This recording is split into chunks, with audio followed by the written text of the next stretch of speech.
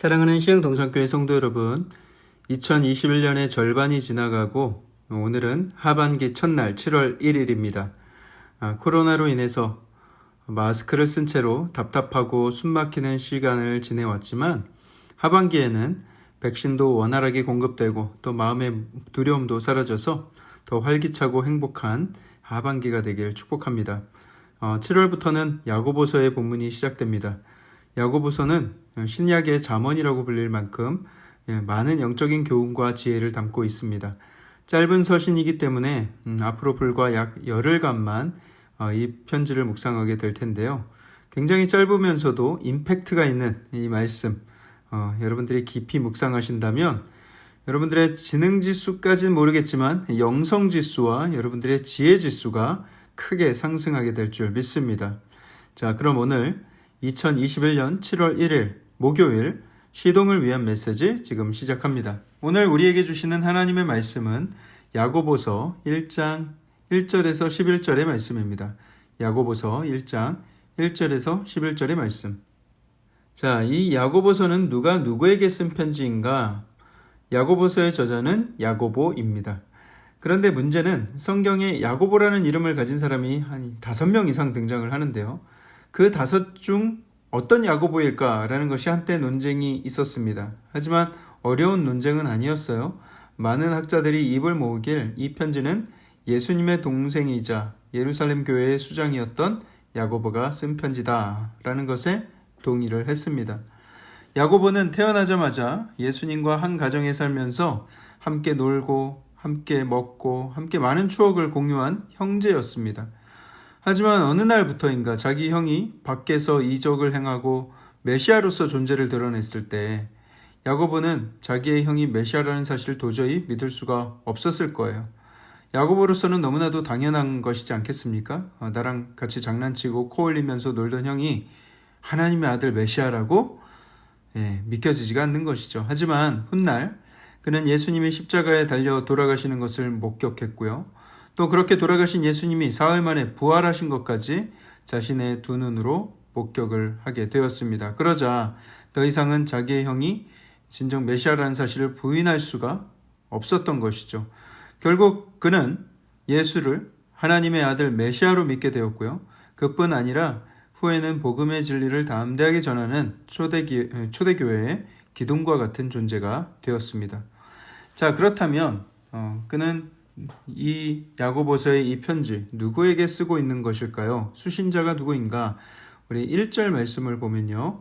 하나님과 주 예수 그리스도의 종 야고보는 흩어져 있는 12지파에게 문안하노라 이렇게 기록하고 있는데요. 예수님이 부활하시고 승천하신 후에 약 15년이 지난 후에 쓰여진 편지인데 방금 읽은 부분에서 보시듯이 이 편지의 수신자는 고향 땅 떠난 팔레스타인 전역에 흩어져 살고 있던 유대인들입니다. 자, 야고보가 그들에게 가장 먼저 해주고 싶었던 말이 무엇이었는가? 2절과 3절 말씀을 보시면 내 형제들아 너희가 여러 가지 시험을 당하거든 온전히 기쁘게 여기라. 이는 너희 믿음의 시련이 인내를 만들어내는 줄 너희가 알미라. 여러분, 우리의 삶에 시련과 환난이 없으면 얼마나 좋겠습니까마는 그 어떤 인생도 시련이 없고 환난이 없는 인생은 아무도 없습니다. 요즘 대신반 기간이라 여러분들 한 분 한 분을 만나고 있는데요. 만나서 대화를 나눠보면 그 어떤 가정도 고난과 아픔 없는 가정이 단 한 가정도 또 한 사람도 없습니다. 왜 나만 갖고 그래 하면서 원망하시지 마시고 여러분 사실 유치원생들과도 깊이 대화를 나눠보세요. 걔네들도 인생에 깊은 고민들이 있더라고요. 이 땅에서의 시련은 필연적으로 만날 수밖에 없습니다.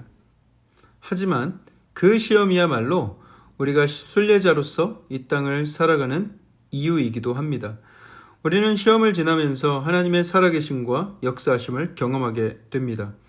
시험을 지나면서 하나님이 나를 얼마나 아끼시고 사랑하시는지를 알 수 있게 되고요. 그 시험을 나 혼자 통과하게 두지 않으신다는 사실도 알게 될 것입니다. 하나님은 그 시험을 지나는 동안 강한 팔로 안아주시고 보호하시고 선한 길로 인도해 주시는 하나님이십니다. 오늘 본문의 시험을 당했을 때 기뻐하라라는 말의 의미가 바로 그것입니다. 시험을 당한 것 자체는 기뻐할 일이 전혀 아니겠지만 그 시험 안에서 경험될 하나님의 신실한 사랑과 보호하심 그리고 인도하심을 우리가 기대할 수 있기 때문에 우리는 기뻐할 수가 있는 것이죠. 방금 읽은 2절에서 믿음의 시련이 인내를 만들어낸다 이렇게 기록하고 있는데요. 이것을 좀 더 정확하게 번역하자면 믿음에 대한 시험이 견디는 힘을 만들어낸다 라는 뜻입니다. 저희 아이가 이제 중학교 1학년인데요. 요즘 학교에서는 중학교 2학년 2학기가 되기 전까지는 시험을 보지 않는다고 해요. 엊그제는 저희 아들이 아직 멀었는데 중2 때 시험 볼 것을 걱정하면서 벌써부터 한숨을 쉬더라고요. 그래서 제가 얘기했습니다. 야야, 시험이라는 게 잘 준비된 학생에게는 걱정거리가 아니라 기대거리다. 실력이 어설프니까 시험이 불안하고 걱정되는 것이지 성실하게 잘 준비한 학생은 시험을 통해서 자기의 수고를 보상받을 수 있지 않겠냐, 인정받을 수 있지 않겠냐 이렇게 이야기를 해줬어요. 네, 물론 크게 와닿는 것 같진 않았어요. 하지만 실제로 그렇지 않습니까? 시험은 늘 긴장되지만 그 시험을 잘 준비하여서 통과하면 그 안에서 기쁨을 누리고 영화를 누리는 것이 또 시험이기도 합니다. 시험에 실패했을 경우에 시험 자체를 원망하는 사람은 거의 없죠. 다만 내가 그 시험을 왜 그렇게 어설프게 준비했을까? 내가 왜 그런 자세로 시험을 보았을까? 그렇게 주로 자기 자신의 모습에 대해서 후회와 실망이 들게 되는 것입니다. 인생에서의 시험도 마찬가지예요. 우리가 어떤 시험에도 후회가 남지 않도록 믿음으로, 말씀과 기도로, 또 하나님을 완전히 의지함으로 그렇게 성실하게 시험을 통과하게 되길 축복합니다. 여러분, 학교에서 보는 시험 중에 간혹 오픈북 테스트라는 게 있어요. 시험을 보면서 책을 열람할 수 있게 하는 테스트인 거예요. 그렇지만 오픈북 테스트가 주로 더 어렵습니다. 왜냐하면 책의 내용을 잘 모를 경우에는 어딜 찾아야 되는지조차 잘 몰라서 책을 뒤적이다가 시간이 다 소진될 수 있다는 것이 이 오픈북 테스트의 함정입니다. 하지만 하나님께서 우리에게 주시는 믿음의 시험은 오픈북 테스트보다 더 자비로운 시험인데요. 우리는 시험 중간중간에 출제자에게 답을 물을 수도 있습니다. 5절을 보실까요? 너희 중에 누구든지 지혜가 부족하거든 모든 사람에게 후히 주시고 꾸짖지 아니하시는 하나님께 구하라. 그리하면 주시리라. 시험을 만났을 때 이거 어떻게 풀어야 될지 모를 때 우리는 예수님께 지혜를 구할 수 있습니다. 그러면 그때 그 시험을 풀 수 있도록 지혜를 주시면서 헤쳐나갈 수 있게 도우시는 우리 하나님이시다라는 거예요. 너 왜 그런 것도 못하냐? 너 왜 그런 걸 모르냐? 하면서 꾸짖지 않으신대요. 구하는 대로 후히 주신대요. 여기에서 우리는 무엇을 알 수 있습니까?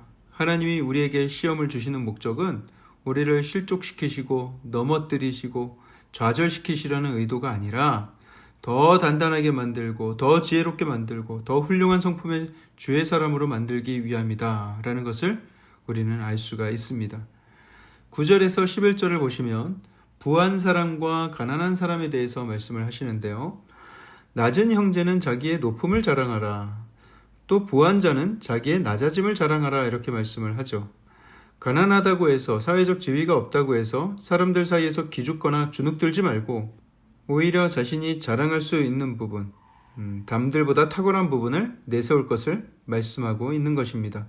목사님, 저는 자랑할 게 없는데 뭘 자랑하란 말입니까? 네, 그렇게 움츠러들지 말라는 거예요. 우리가 자랑할 게 왜 없습니까? 우리가 자랑할 것 예수 그리스도가 있지 않습니까? 여러분, 우리가 주의 자녀임을 자랑스럽게 여기며 살아야 한다는 거예요. 주의 자녀임을, 주의 권세를 가진 자임을 우리 마음 가운데 깊이 묵상하면서 그것에 대한 자부심을 갖고 살아야 한다는 거예요. 주의 자녀들이 단지 궁핍하다는 사실로 인해서 움츠러드는 것을 안타깝게 여기시는 하나님이세요. 또한 부한 자는 자기의 낮아짐을 자랑하라 이렇게 기록하고 있는데, 부유한 사람은 부를 감추고 더 겸손한 자세로 섬기며 자신의 겸손을 나타내야 한다 하는 말씀입니다. 그러면서 왜 그렇게 해야 되는지에 대해서도 말씀을 하시는데요. 왜냐하면 그 부유한 사람은 풀의 꽃같이 지나가기 때문이다 꽃의 아름다움이 오래가지 못하듯이 사람의 부귀영화도 그와 같다라는 것입니다. 그렇게 순간 가졌다가 사라지는 인생, 뭐 그렇게 교만할 게 있는가라는 것이죠. 그리고 반대로 생각하면 사람의 인생이 그렇게 짧은데 가난하다고 해서 뭐 그렇게 움츠러들고 절망하는가 라고도 생각할 수가 있습니다. 여러분, 우리 모두는 본향을 향해 가는 나그네 인생을 살고 있습니다. 그리고 영원한 하늘나라에 비하면 이 땅에서의 삶은 정말 찰나와 같은 삶입니다. 우리의 정체성이 천국에 있다면 우리는 이 땅에서 기죽을 일도 없고 또 교만할 일도 없는 것이죠.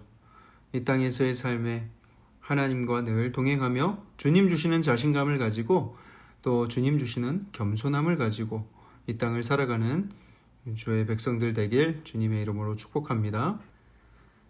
사랑의 하나님, 우리에게 주신 은혜를 감사합니다. 우리가 움츠러들지 않을 수 있는 이유 오직 그리스도 때문이고 또 우리가 교만할 수 없는 이유도 또한 그리스도 때문인 줄 믿습니다.